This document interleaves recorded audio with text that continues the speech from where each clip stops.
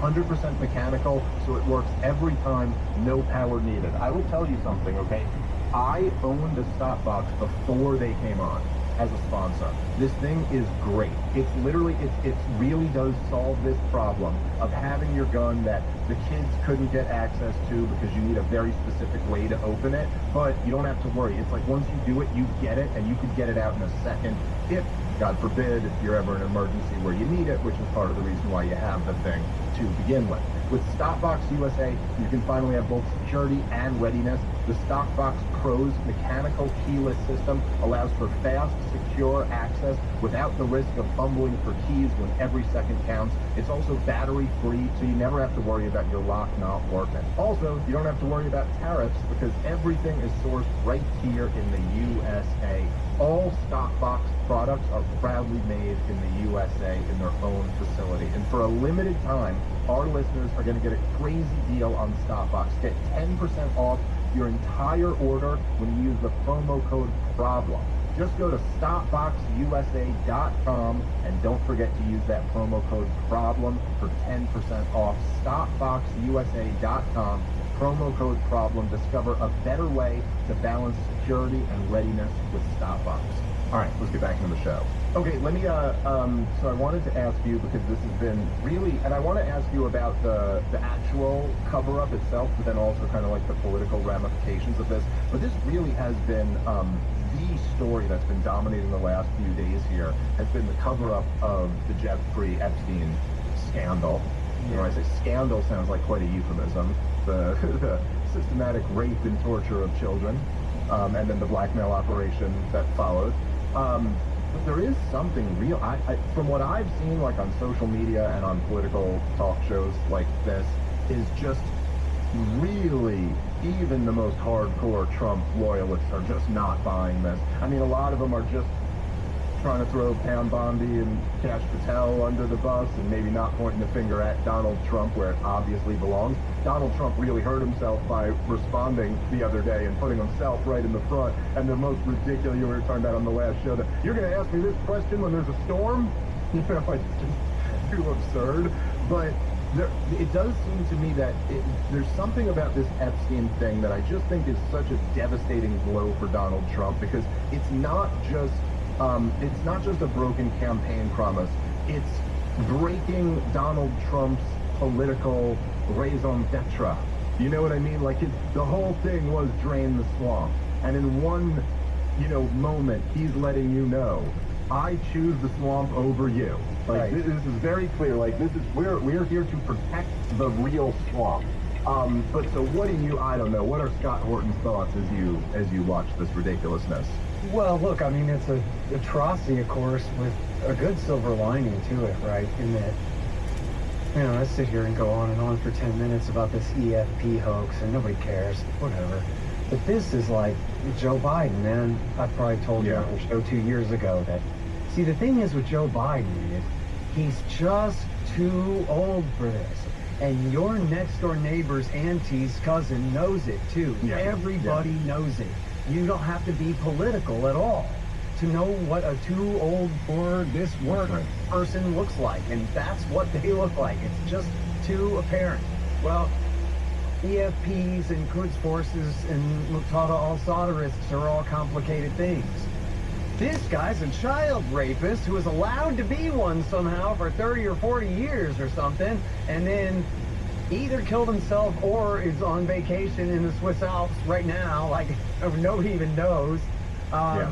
Whatever happened to him, was murdered by a hitman, silencing him forever, or paying an inmate to do it, or whatever it is. And everybody knows. It's just like Biden's age in front of your eyes. Why then was this man allowed to get away with it? Well, because he belongs to intelligence, according to the federal prosecutor, who was told, by the way, I think I heard you say that he said intelligence told him that. I'm not sure it was clear who it was that he said told him that. I think he just kind of said, I was told he belongs to intelligence, and I'm not sure, and double check me, I don't mean to double check you. I remember. We're going to make sure. But I'm not sure if anyone said, well, who told you that? And what's his phone number? Let's get him in here. You know what I mean? But it was under oath, I believe, to Congress that he said that. So look, if somebody says somebody in America belongs to intelligence, then obviously the first conclusion is the agency, the CIA. He works for them. But then, obviously, the question is raised here very quickly, considering who this guy is and who all his connections are, that, well, then if intelligence means the agency, then what exactly is the difference between the CIA and the Mossad at this point? Because it sure looks like he was a Mossad guy, and that his job was compromising people for Israel. And it's the most obvious thing in the world. In fact, if he took Israel out of the thing, and the guy wasn't friends with Ehud Barak, and he just was a domestic intelligence guy, it seems like they probably would have burned him and at least some of his co-conspirators in the country by now. We all know what the third rail is here. It's, sorry, but Randy Weaver had it right, man. It's the Zionist-occupied government. That this parasitical thing that controls the United States of America to a terrible degree. And who could deny it? It's like saying, Joe Biden is sharp as a tack. I'm just going to say that to you 100 times and then you'll believe me. No, I'm sorry, man. This is just too obvious on the face of it. This guy was allowed to get away with it because his job was raping American children to compromise American citizens to serve the interests of this enemy foreign country. Yeah, I mean, it's, when Dan Bongino, who's now the deputy FBI director, when he said that he had it on good, this is before he was in, of course, but when he said he had it on good authority that Jeffrey Epstein was connected to Middle East intelligence. And you're just like, yeah, this does have Jordanian footprints all over it, right? That's why Ehud Barak was staying at his house, and he was his partner in crime was the daughter of a Mossad-connected guy. It sure does have the United Arab Emirates written all over it, or what? It's just too. But the thing is, I think you're right. I've made this point about the Joe Biden thing before too, where of all the, it's not that the cover-up for Biden's senility or cognitive decline was. It's not that it was the worst scandal. I mean, you could argue, but to know. Essentially, everybody knows that Donald Trump wasn't really a Russian agent at this point. Maybe there's still some Democrats who believe it, but basically everybody knows that. But in order to know that they actually lied about this, that they lied and framed him, you have to read a little bit. And in order to know, how the extent of the cover-up of COVID and how many different lies they told, and to know that Andrew Cuomo really did force these nursing homes against their will to take in COVID-positive patients, killed all these old people, and to know that Fauci was actually in his private emails, which we have some of, that he was basically saying that they knew the lab leak was a possibility, but then they went out and said you're a bigot. If you got to read a little bit to know that. But the Joe Biden one, you don't have to do nothing. You have to have turned on your TV once. And where Epstein may not quite be that obvious, all you really need, you don't even need to listen to Daryl Cooper's 3-part series on it. You need to know 3 or 4 of the basic facts. If you know 3 or 4 of the basic facts about Jeffrey Epstein that we know for sure, you're already in an area where you're the question isn't whether or not this is a conspiracy. The only question is what exactly was the conspiracy, which, I'll grant there's some, there's some aspects to this that we don't know for sure, but there's no question it's a conspiracy. You can't look at the basic things here and not know that, this whole, story that is so wild ends in the cameras going out, and it's just too ridiculous to try to convince people. It turns out we studied it very carefully, and it turns out it was nothing at all. So speaking of Russiagate and Jeffrey Epstein raping children for Israel, what about James Comey? Now, he's apparently under criminal investigation right now. That's the other thing. That was the next question I wanted to ask you. So guess what? Same guy was the head of the FBI not stopping Epstein from raping children that whole time when he was in charge of counterintelligence in this country for years and years and years and years. And so what about that? How about we take him and Louis Freeh and we just smash their heads together until they start squealing and admitting what they knew and what big of bribes that they took in order to let this continue. Well, I should say, because I Robert really Mueller have been, too. Robert Mueller was the director of the FBI between those. Right. So I should say, because I really have been, about as harsh as you could be on Donald Trump for the last month or so, and I think rightfully so.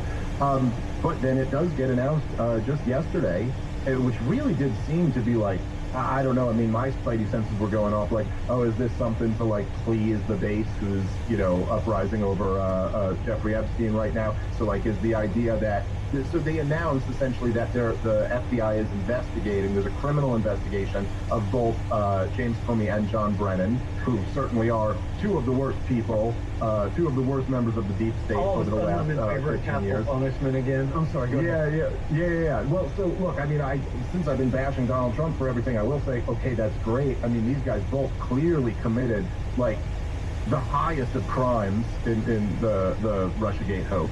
And if you really want to get mad at John Brennan, go read enough already. If you haven't already, he really is one of the absolute worst criminals in D.C. over the last few years. So, okay, that's great. It does kind of seem like there's a little bit of like, listen, Jeffrey Epstein just went a little bit too high, but maybe we could throw you these two guys who you sure do seem to hate a lot. But I got to say, after everything else going on, I've just lived through this too many times where there's these investigations that end up being cover-ups, right? Like the Warren investigation, the 9/11 investigation, and I don't even mean the 9/11, I'm not implying like some crazy conspiracy here. I'm just saying that the whole thing was basically designed to be like, we are going, essentially the establishment has it right. And this, even though there were a couple of good nuggets in the 9/11 investigation, like there were a couple of points where they admit what the motives of the terrorists were. Its real purpose was to recommend the creation of the Department of Homeland Security. That's right. Yes.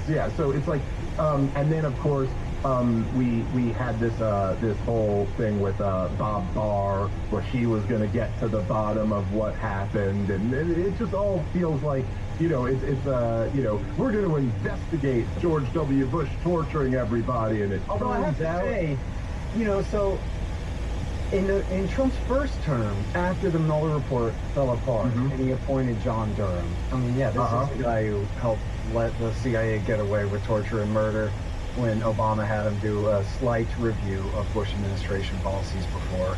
Right, but the Durham report was pretty good. It was pretty good, although there are obviously severe limits on how far he was allowed to go, and he, of course, was never allowed to interview Jim Comey or any of these people. But for anyone interested in Russiagate at all, first of all, buy my book, Provoked. I got 75 pages on it. But also, read the Durham report. It's a lot of fun. In other words, it's an absolute outrage, and you'll freak the hell out.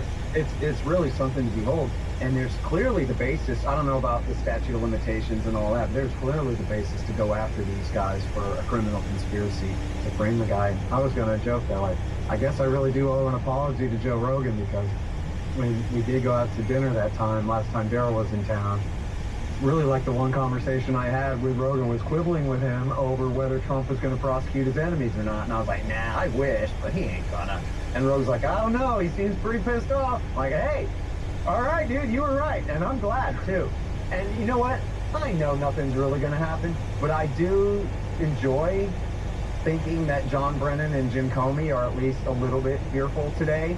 And maybe some more truth will come out, and maybe some things that make them look really bad. Look, the Durham report didn't lead to any consequences or anyone being held responsible, but it still was kind of valuable, particularly like from my perspective, like as somebody who I was so focused on Russiagate on this show for years, and there was something like very vindicating about that, and I think it helps to have something to point to and be like, no, look, it's all here. Like, we were right about this. And this thing is so damning. You know what I really like? So maybe we'll get something like that. I had a computer security expert named Jeffrey Carr on my show and debunked the claims from CrowdStrike that Russia must have done the DNC hack 2 days before they ever even launched Crossfire Hurricane. Wow. You can find that in the archives. It was April Glaspie Day, I'm pretty sure, July 25th of 2016. That was already debunked, and they didn't launch Crossfire Hurricane for another 2 days after that. I think I have that. It is important because people almost like there were like these the two essential building blocks of Russiagate were two claims. Like the first claim was that Russia interfered in our election, and then the second claim was that Donald Trump was in a conspiracy with them to do it. That they had overthrown our democracy, and Trump was in on it in order to install him. And it is a lot of times the people on TV who started being good on this issue 3 years after it mattered. You know what I mean? Like way after it was all over, they were like, oh yeah, Donald Trump wasn't really a Russian spy. They concede the first part and then just say, oh, Donald Trump just didn't collude with them to overthrow democracy. Right. But it is important to mention that the first part is every bit as much bullshit as the second part. They have nothing. What was it? They had like there was a Facebook farm, and one of the people responsible was at a dinner with Vladimir Putin once. Was like the most substantial evidence I ever saw to back it up. It's all bullshit. Well, it was Prigozhin, the same guy that ended up being the mercenary leader who ran that troll farm. That's all it was a clickbait troll farm making money. And as the government eventually admitted, most of the posts in question were posted after the election, and the super majority of all of them had nothing to do with politics whatsoever. And then the ones that did have anything to do with politics were all a bunch of crap, like along the same lines as what the Macedonian kids were doing, and most of the so-called fake news during that time. It was a neighborhood of kids in Macedonia who figured out that boomer Trump voters will click on anything. So they made all these fake sites that said, Pope endorses Trump, and then they went click, click, click, and then they put up Google ads, right? And then they're just getting a ton of revenue by posting on Facebook and leading people to click on their pages or whatever. That had nothing to do with the Russians, and then even the Russian troll farm thing. It was all just clickbait, and it was all like with Bernie Sanders arm wrestling the devil, and like Jesus telling me to stop masturbating, and like what, it had nothing to do with anything whatsoever. And Gareth Porter did a great review in Consortium News about the malpractice of the New York Times. And they go, well, according to Twitter, these tweets or Facebook, whichever, got this many impressions. But hey, that's how many voters there are in America or whatever. And Gareth Porter's like, oh, come on. That's not the ratio, dude. The ratio is compared to overall numbers of tweets and Facebook posts during that period of time, which is in the tens or hundreds of trillions, right? And so these posts are absolutely nothing. There's one with there's nothing with 1,000 zeros after it east of the decimal point before you get to a 1 in terms of whatever sway this would have over anyone at all, whatever would even be seen by anyone or taken into account. It'd be on the...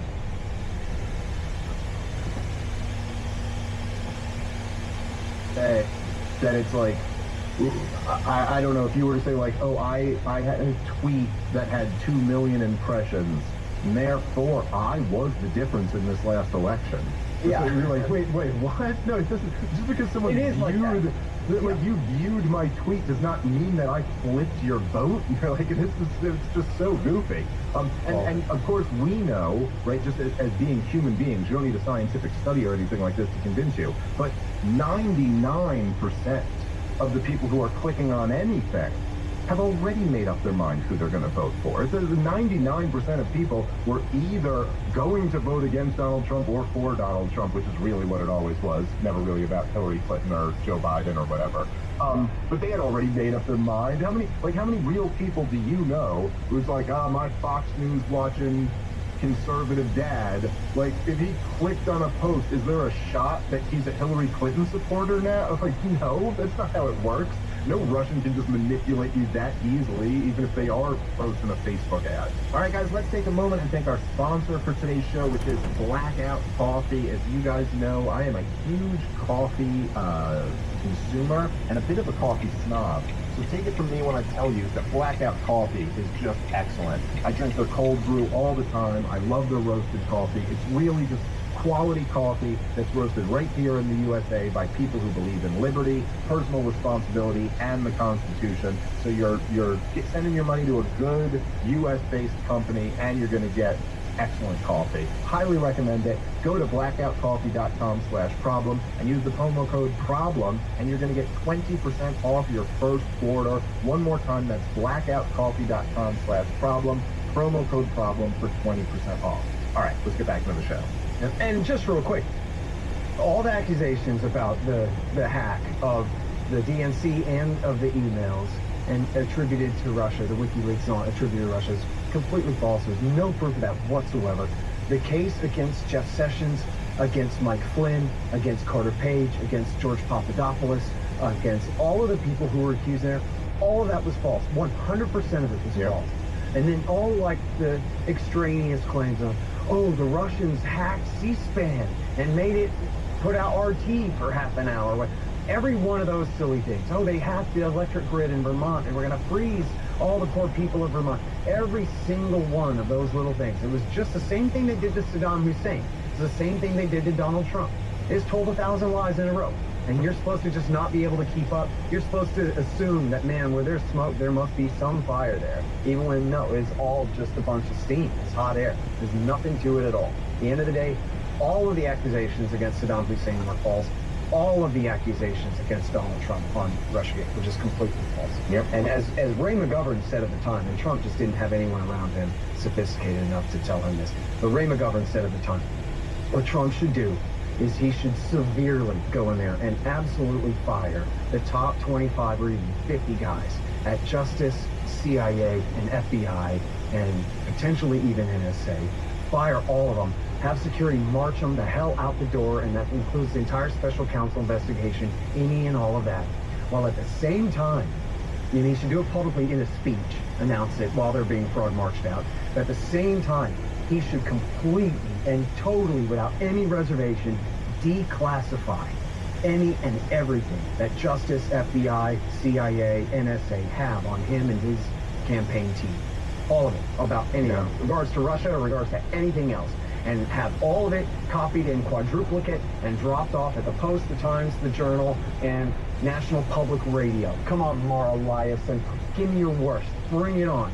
And let them have at it, because, and then that way they'd all scream bloody murder that at Saturday Night Massacre he fired all the people. But then he gives them all of the evidence for them to prosecute the case themselves. Go ahead, Washington Post. Yeah. If you get your best shot, the whole thing would have been over, because we know the truth. There was nothing there. Carter Page was an American patriot who debriefed the CIA. Anytime he met an important Russian businessman or government official of any kind, he would come and debrief them. No, the only person who actually got convicted in the whole thing was the FBI lawyer who lied about Carter Page and said that had omitted. That he lied through a huge omission, which is that he said the CIA confirmed what we said, which is true. The CIA did confirm that they had met with the Russians, but he omitted the part that they came right back and told us because he's one of our guys, an asset, or not an agent, but an informant. Listen, we do have to wrap up there, but man, it is at the end there. It is fun to play those counterfactual games where what if Donald Trump was smart or wise or courageous enough to have the He could have stopped the Ukraine war. That's the answer, right? If he'd been able to kill Russiagate in its crib in 2017, he would have implemented Minsk II by 2018 or 19, and then the War of 22 would have never happened.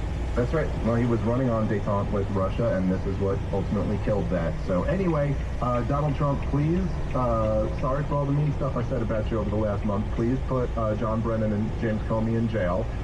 Please don't launch aggressive wars on behalf of foreign countries, explode the debt, and cover up child rapist rings going forward. That would be good. That's our constructive criticism of the last month. But completely reasonable to me, Dave, honestly. I know. I'm a political radical, but really it sounds pretty common sense when I say it. Anyway, Scott, dude, thank you so much again, as always, it's always so beneficial for all of us when you come on. Congratulations on all the recent success with Provoked and with the Tucker interview and all of that. And of course, we'll be talking a lot more real soon. I'll see you at Ron Paul's birthday out in Texas there. So I'll be coming to that. Scott's going to be at it as well. August 9th. August 9th, and I believe there are tickets you can get for it, right? Aren't they? That's right, RonPaulBBQ.com. All right. Hope to see some of you guys out there, and of course see you guys in Denver tomorrow night and this weekend. All right. Thank you again, Scott. Thanks everybody for listening. Catch you next time. Peace.